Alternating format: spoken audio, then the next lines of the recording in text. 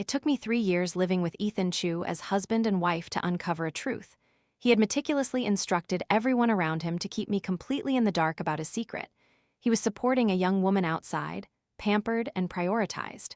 People often gossiped that I was his soft spot, someone he couldn't bear to hurt. But it only took one drunken night for the truth to spill out with a casual, indifferent smile. Hana Lim, once you marry her, you realize she's nothing special.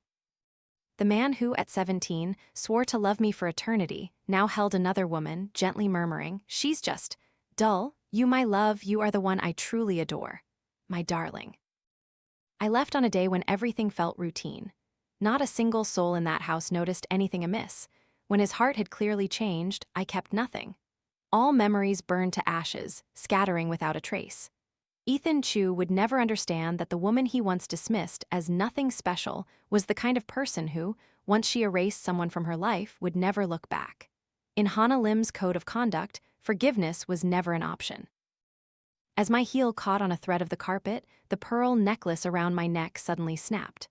Pearls scattered, a sharp, nameless pain twisting in my chest. Then, Ethan Chu's voice echoed from inside the room. "It's just a shame that once I married her, I realized she's nothing special after all." I clenched my hand, feeling each pearl press into my skin. The forced smile on my lips froze.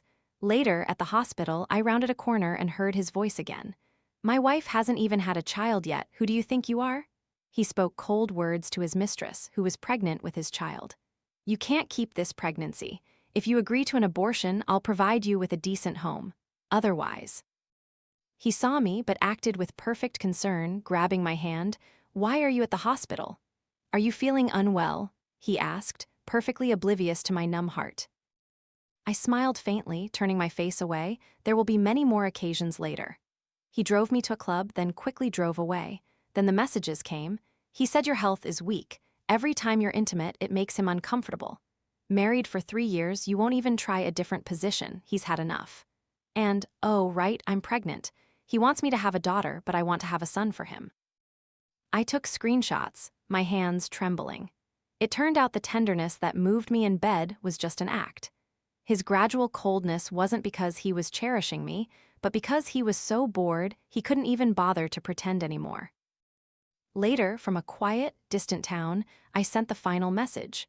"Once the agreement is signed, I will return to Beijing to finalize the divorce. Other than that, I ask that you no longer contact me. If you continue to bother me, I will permanently deactivate this number."